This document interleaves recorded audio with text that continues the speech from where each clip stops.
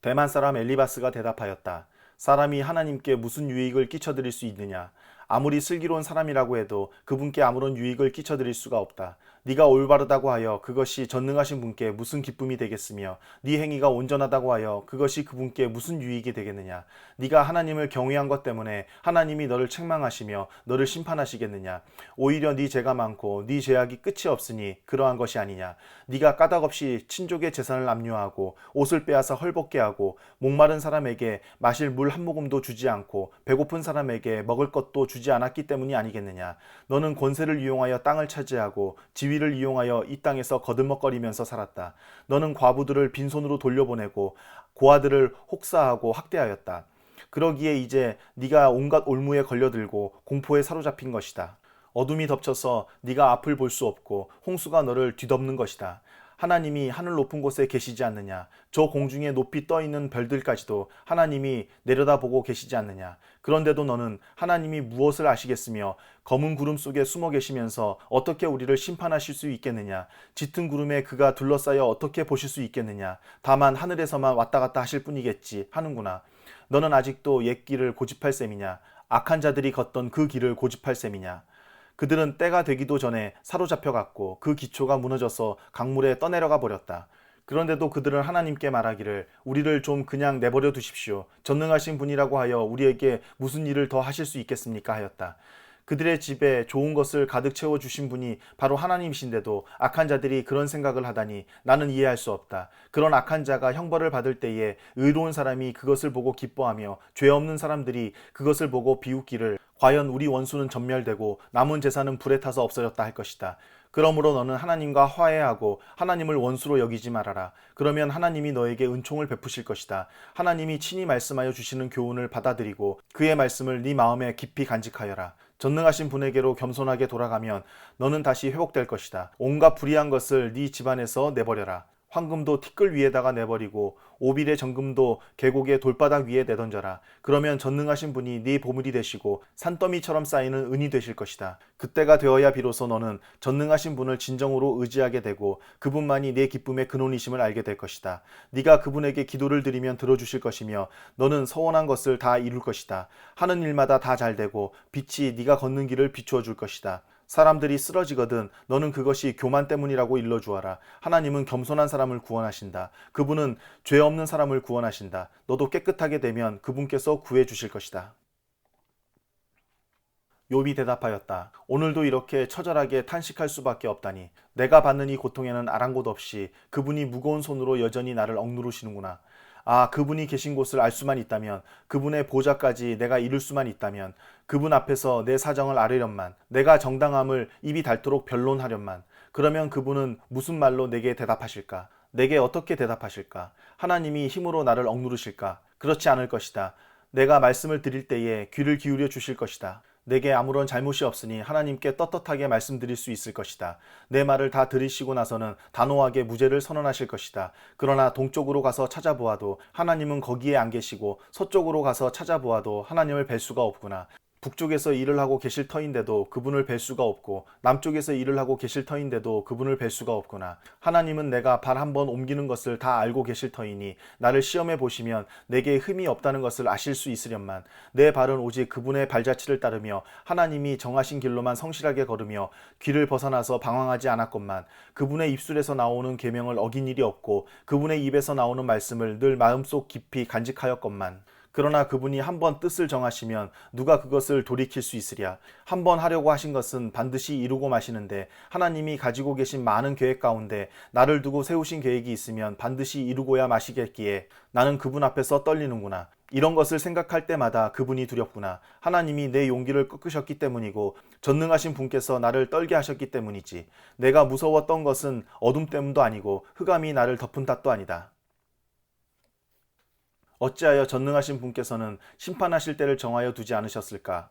어찌하여 그를 섬기는 사람들이 정당하게 판단받을 날을 정하지 않으셨을까? 경계선까지 옮기고 남의 가축을 빼앗아 제 우리에 집어넣는 사람도 있고 고아의 나귀를 강제로 끌어가는 사람이 있는가 하면 과부가 빚을 갚을 때까지 과부의 소를 끌어가는 사람도 있구나.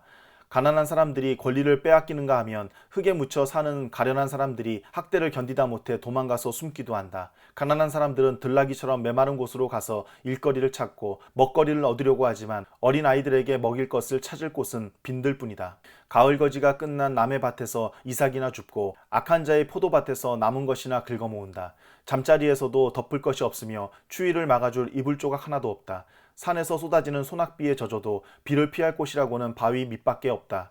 아버지 없는 어린아이를 노예로 빼앗아 가는 자들도 있다. 가난한 사람이 빚을 못 갚는다고 자식을 빼앗아 가는 자들도 있다. 가난한 사람들은 입지도 못한 채로 헐벗고 다녀야 한다. 곡식단을 지고 나르지만 굶주림에 허덕여야 한다. 올리브로 기름을 짜고 포도로 포도주를 담가도 그들은 여전히 목말라 한다. 성읍 안에서 상처받는 사람들과 죽어가는 사람들이 소리를 질러도 하나님은 그들의 간구를 못 들은 채 하신다. 빛을 싫어하는 사람들이 있다. 그들은 빛이 밝혀주는 것을 알지 못하며 빛이 밝혀주는 길로 가지 않는다. 살인하는 자는 새벽에 일어나서 가난한 사람과 궁핍한 사람을 죽이고 밤에는 도둑질을 한다. 간음하는 자는 저물기를 바라며 사람들이 눈치채지 못할 것이라고 생각하며 얼굴을 가린다. 도둑들은 대낮에 털집을 보아두었다가 어두워지면 벽을 뚫고 들어간다. 이런 자들은 하나같이 밝은 한낮에는 익숙하지 못하다. 그들은 한낮을 무서워하고 오히려 어둠 속에서 평안을 누린다. 악한 사람은 홍수에 떠내려간다. 그의 밭에는 하나님의 저주가 내리니 다시는 포도원에 갈 일이 없을 것이다. 날이 가물고 무더워지면 눈 녹은 물이 증발하는 것 같이 죄인들도 그렇게 수월로 사라질 것이다. 그러면 그를 낳은 어머니도 그를 잊고 구더기가 그를 달게 먹는다. 아무도 그를 다시 기억하지 않는다. 악은 결국 잘린 나무처럼 멸망하고 마는 것이다. 과부를 등쳐먹고 자식 없는 여인을 학대하니 어찌 이런 일이 안 일어나겠느냐. 하나님이 그분의 능력으로 강한 사람들을 휘어잡으시니 그가 한번 일어나시면 악인들은 생명을 건질 길이 없다. 하나님이 악한 자들에게 안정을 주셔서 그들을 평안하게 하여 주시는 듯하지만 하나님은 그들의 행동을 낱낱이 살피신다. 악인들은 잠시 번영하다가 곧 사라지고 풀처럼 마르고 시들며 곡식 이삭처럼 잘리는 법이다. 내가 한 말을 부인할 사람이 누구냐? 내가 한 말이 모두 진실이 아니라고 공격할 자가 누구냐? 수아 사람 빌닷이 대답하였다. 하나님께는 주권과 위엄이 있으시다. 그분은 하늘나라에서 평안을 이루셨다. 그분이 거느리시는 군대를 헤아릴 자가 누구냐? 하나님의 빛이 가서 닿지 않는 곳이 어디에 있느냐? 그러니 어찌 사람이 하나님 앞에서 의롭다고 하겠으며 여자에게서 태어난 사람이 어찌 깨끗하다고 하겠는가? 비록 달이라도 하나님에게는 밝은 것이 아니며 별들마저 하나님이 보시기에는 청명하지 못하거늘 하물며 구더기 같은 사람, 벌레 같은 인간이야 말할 나이가 있겠는가?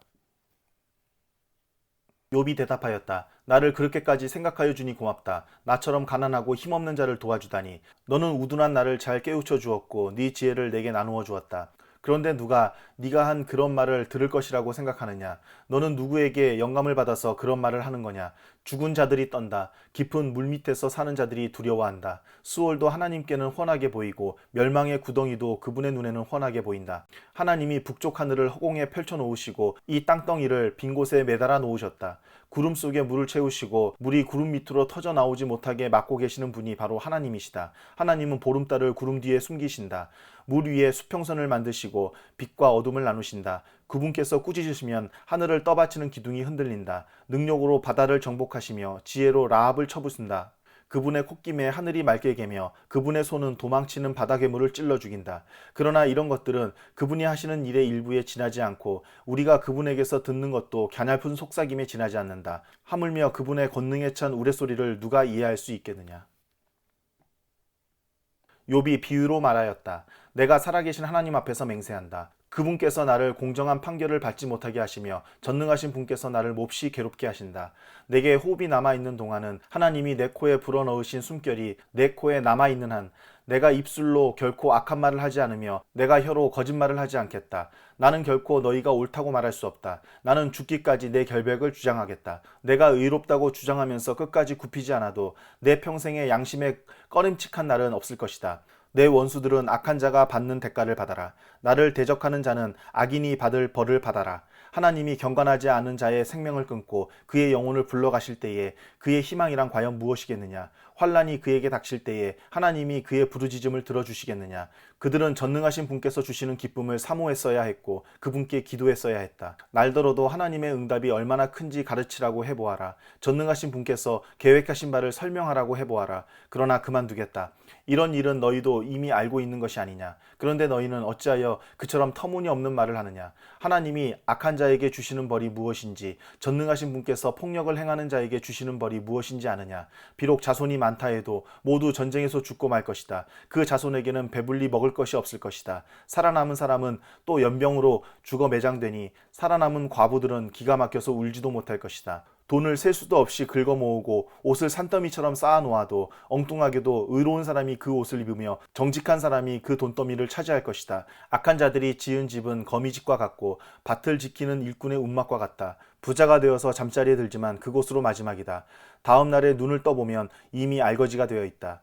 두려움이 홍수처럼 그들에게 들이닥치며 폭풍이 밤중에 그들을 쓸어갈 것이다. 동풍이 불어와서 그들을 그 살던 집에서 쓸어갈 것이다. 도망치려고 안간힘을 써도 동쪽에서 오는 폭풍이 사정없이 불어닥쳐서 그들을 날려버릴 것이다. 도망가는 동안에 폭풍이 불어닥쳐서 무서운 파괴력으로 그들을 공포에 떨게 할 것이다.